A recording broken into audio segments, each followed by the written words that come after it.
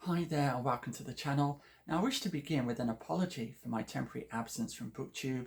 This was due to the approaching super typhoon which, mercifully, passed over Taiwan, wreaking little by way of havoc. There were, however, two direct consequences on this video that you're watching.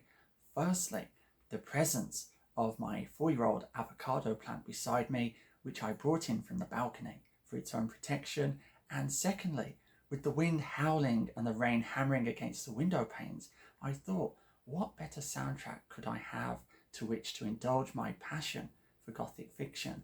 So I headed over to the bookshelves and selected two works. Firstly, William Godwin's 1794 Caleb Williams and Charles Brockden Brown's Edgar Huntley. And it's these two books that will form the substance of what follows. Note that I used the word reaction, not review, and that's because in my opinion, both of these works are best approached with absolutely no foreknowledge of their contents. Don't go over to Goodreads or Wikipedia and read a summary. Don't read the introductions. Don't even read the blurbs. Just open them and begin. And that's because both of these works center upon secrets. And if you're acquainted beforehand with the substance of these revelations, then much of the pleasure of reading these works is lost. And for that reason, what follows is entirely spoiler-free. I will not touch upon the merest details of the characters or the plots of these works, and will confine myself to remarks of a general nature. Now, having said all that, we may turn our attention to the first of these books, Caleb Williams. Now, at this point, I should note that the fictional figure of Caleb Williams has a real-life contemporary namesake, who, as a Google search reveals, is a quarterback in the NFL. So, if you found your way here hoping to learn more about your favorite athlete, I'm sorry, but you are in the wrong place. Okay, so Caleb Williams was written by William Godwin, the advocate of atheism, anarchism, and personal freedom, whose writings were hugely influential during the Romantic period. He was also, of course, the husband of proto-feminist Mary Wollstonecraft and the father of Mary Shelley, herself the producer of one of the great Gothic novels, Frankenstein.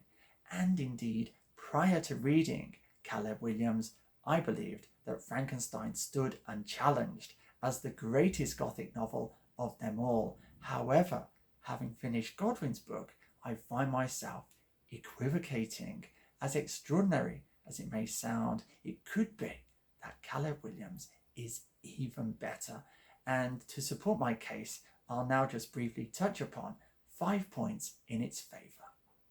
Firstly, this is a great novel of ideas. Now, most such novels are, of course, highly dialectical in nature, a typical approach being to have a cast of characters, each of whom argues for the merits of their particular philosophy. However, Caleb Williams could not be more different. It's narrated in the first person, and because of the plot, Caleb spends most of the novel out of contact with anyone with whom he could have this kind of intellectual discussion. As a result, he continues this dialectical process alone, with only the reader for company, and at each step of his physical, spiritual, and intellectual journey, he is confirmed or challenged in what he believes true about society, the protection the law provides, or the operations of the human heart, and we follow this rethinking as it happens, with the result that the book is like a combination of Crime and Punishment and Pilgrim's Progress, a combination that produces an absolutely compelling reading experience. Indeed, the second and third sections in particular are page turners of the first rank. Secondly, and without going into details as I promised not to do, this novel contains 3 or arguably 4 great villains. Thirdly, although The Moonstone by Wilkie is often credited as the first detective novel, Caleb Williams arguably is the first to develop the theme of detection with its proto-policeman figure, Gynes, and for that reason you could trace a direct line from Caleb Williams to The Moonstone, to Bleak House, and to Kafka's The Trial. So for anyone like I who enjoys detective fiction, you may find something particularly satisfying about tracing this tradition back to its source. Fourthly, although a novel may act as a departure point for a new genre, it must of course rely for its construction upon existing ones, and in the case of Caleb Williams, it's the picaresque tradition that provides its foundation. However, the novel's all-encompassing plot works against the picaresque in a fascinating way, because rather than the improbable coincidences and bizarre occurrences typical of this genre working to stretch the reader's credulity to breaking point, instead we see the opposite effect. Such developments confirm the suspicion of the narrator and the reader, aware as we are of the human hand that potentially lies behind them.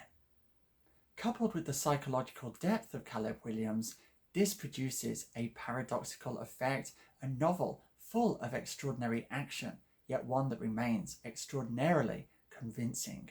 And once again, that is a strong point of similarity with the world of Kafka's fiction. My final point in this novel's favour is the way its climax both satisfyingly resolves the plot, but also provides a credible justification for the production of the narrative itself. Okay, I think you've got the idea. I really loved Caleb Williams. Now let's speak briefly about the other Gothic novel I read this week, Charles Brockden Brown's Edgar Huntley, or Memoirs of a Sleepwalker. Okay, now the first thing that must be said is that Edgar Huntley is nowhere near as good as Caleb Williams. However, there are a few points in its favour. It's of literary significance because it's the first Gothic novel whose action takes place largely on the American continent, and this leads in its midsection to a curious blending of the Gothic with the motifs and tropes of the pioneer period. Indeed, it's like reading Last of the Mohicans rewritten by Edgar Allan Poe, if you can imagine such a thing. Also, its plot, despite its intricacies, was on the whole pretty satisfying. So there we have it. Thank you to the Super Typhoon for prompting me to finally get round to reading these two great Gothic fictions. I hope you've enjoyed my comments on them. If you want to check them out, there are links in the description below. But now, all that remains is for me to bid you farewell in time-honoured fashion. So, until the next time, be safe, be strong, nanu nanu.